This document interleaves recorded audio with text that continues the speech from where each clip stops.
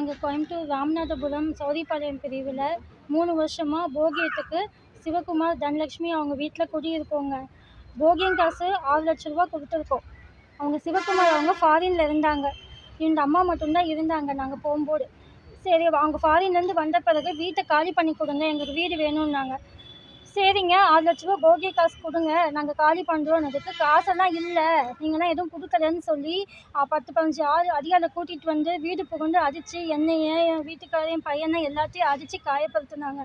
நாங்கள் போலீஸில் கம்ப்ளைண்ட் பண்ணோம், எஃப்ஐஆர் போட்டாங்க, கேஸ் நடந்துட்டு இருக்கு. இதுக்கு நடுவில் திரும்பவும் வந்து எங்ககிட்ட பிரச்சனை பண்ணி தண்ணி விடாம நாங்கள் கோர்ட்டில் இன்ஜெக்ஷன் ஆர்டரே வாங்கியாச்சு. அதையும் காமிச்சாலுமே பாருங்கள், ஆர்டர் கூட வாங்கியிருக்குங்க, இன்ஜெக்ஷன் ஆர்டர் வாங்கியிருக்கு. ஆனால் எதுக்குமே ரெஸ்பெக்ட் பண்ணவே இல்லைங்க. போலீஸ் சப்போர்ட்டுமே எங்களுக்கு கிடைக்கலைங்க. காசும் கொடுக்க மாட்டேங்கிறாங்க. இவர் இல்லாதப்போ வீட்டு பூந்து பின்னாடி வந்து ரூம் ஜன்னலை உடைக்கிறது, வந்து தண்ணி போட விட மாட்டேன்னு சொல்லி அசிங்கமாக பேசுறது, இவர்கிட்ட வந்து உன் பொண்டாட்டியை அமுச்சு வை, நிறைய கிளைண்ட் வச்சுருக்கேன்னு சொல்லி அசிங்கமாக பேசுறது, வீடியோ ரெக்கார்டிங் இருக்குது எல்லாத்துக்குமே. பின்னாடி வந்து நாங்கள் வெளியில் போகும்போது வீடு ஃபுல்லாக கேமரா வச்சுட்டு நான் வெளியே போகும்போது வந்து கையை பிடிச்சி இழுக்கிறது, செய்கிறது, டிஸ்டர்ப் பண்ணுறது, ரொம்ப அசிங்கமாக பேசிகிட்டு இருக்காங்க. எங்களுக்கு யாருமே சப்போர்ட் பண்ண மாட்டேங்கிறாங்க. ரெண்டாவது, இது சம்மந்தமாக சிவகுமார் மேலே ராமநாதபுரம் பிஎஸ்சில் வந்து 168/24 சொல்லி ஒரு எஃப்ஐஆர் இருக்குது. அது வந்து இது வரைக்கும் வந்து பெயில் எதுவுமே எடுக்கலை. இன்றைக்கி வரைக்கும் வந்து பெயில் எடுக்காமல் வெளியே சுற்றிட்டு இருக்காப்புல. கேட்டால் எனக்கு போலீஸ் சப்போர்ட், ஃபுல் சப்போர்ட் இருக்குது. ராமநாதபுரம் இன்ஸ்பெக்டர் பேரை சொல்லி நான் பணம் கொடுத்துருக்கேன், அவர் எனக்காக என்ன வேணாலும் பண்ணுவார், ஹையர் லெவல் வரைக்கும் நான் வந்து போலீஸ் ஆஃபீஸருக்கு பணம் கொடுத்துருக்கேன், என்னமாரி எதுவும் பண்ண முடியாது அப்படிங்கிறப்ப இன்ஜெக்ஷன் ஆர்டர் இருந்தும் மேலே துணி காய வைக்கிற இடத்துல மேலே மொட்டை மாடிக்கு போக வழி அடைச்சி வச்சுருக்காங்க. இது சம்மந்தமாக பல தடவை ஸ்டேஷனில் கம்ப்ளைண்ட் கொடுத்து எந்த நடவடிக்கை இல்லை.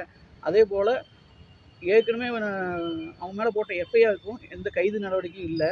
அதனால் அவங்க தைரியமாக வந்து டெய்லி வந்து வீட்டுக்கு வந்து கல்லுட்டு அடிக்கிறது, கண்ணாடி உடைக்கிறது, வீட்டில் ஜென்ஸ் இல்லாதப்போ வந்து கதவை தட்டிட்டு போகிறது, இந்த மாதிரி செயலில் ஈடுபட்டு வராங்க.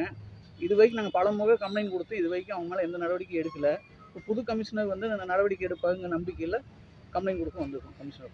வீட்டுக்கு யாராவது வந்தாலும் அவங்கள ஃபாலோ பண்ணிட்டு போய் அவங்கள அசிங்கமாக பேசுறது, அவங்கக்கிட்ட கெட்ட வார்த்தை பேசுறது. ஆனால் வீட்டுக்கும் யாரும் வர முடியல, நாங்களும் நிம்மதியாக வீட்டில் இருக்க முடியல, நைட்டு தூங்க கூட முடியல. வந்து கதவை தட்டிட்டு போகிறது, பின்னாடி ரூம் வழியாக வந்து கதவை தட்டுறது, அசிங்கமாக பேசுறது, ஜன்னலை உடைக்கிறது, டாய்லெட் ஜன்னலையும் உடச்சி வச்சுருக்கோம்.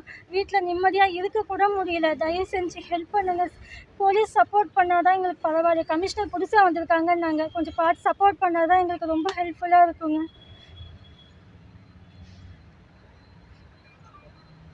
அந்த கேட்டு போட்டது அதே மாதிரிங்க, இவ்வளோ தொந்தரவுக்கு இடையில இன்னைக்கு வந்து இன்ஜெக்ஷன் ஆர்டர் இருந்தும் வீட்டில் வந்து கேட்டை போட்டிருக்காங்க. நாங்கள் 100க்கு ஃபோன் பண்ணி சொல்லி போலீஸ்காரங்க வந்து சொல்லியுமே நான் கேட்டு அப்படி தான் போடுவேன் அப்படிங்கிறான். இது வந்து யார் கொடுத்த தைரியத்தில் வந்து அவங்க இப்படி இது பண்ணிட்டுருக்காங்கன்னு தெரியல.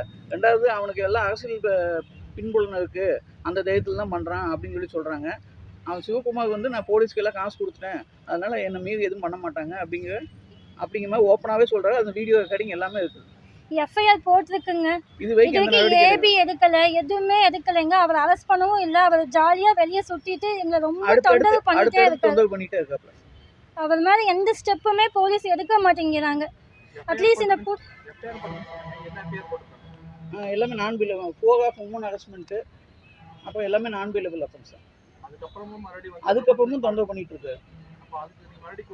பல தடவை கொடுத்தாச்சு. இப்போ 20 நாளைக்கு முன்னாடி கூட வீட்டு கண்ணாடி உடைச்சாங்க, நூலுக்கு அடித்தோம், வந்தாங்க கேட்டுட்டு சரி நாளைக்கு எஸ்ஐ அனுப்பினாங்க.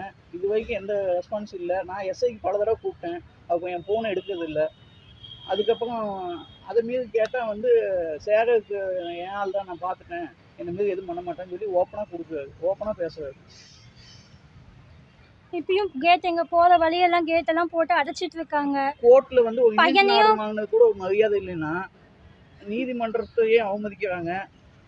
அதே மாதிரி ஸ்டேஷன்லேயும் வந்து இது வரைக்கும் பல தடவை கம்ப்ளைண்ட் கொடுத்தாச்சு, எந்த நடவடிக்கை இல்லைங்க. இது வரைக்கும் வீட்டில் இது வரைக்கும் நடவடிக்கை எடுக்கலைங்க. வீட்டில் குழந்தைய கூட வச்சுட்டு இருக்க முடியலைங்க. அவனையும் போட்டு பயமுறுத்தி அவனுக்கு பயந்து ஃபீவர் வந்து ரொம்ப பயந்துட்டு உட்காந்துருக்காங்க.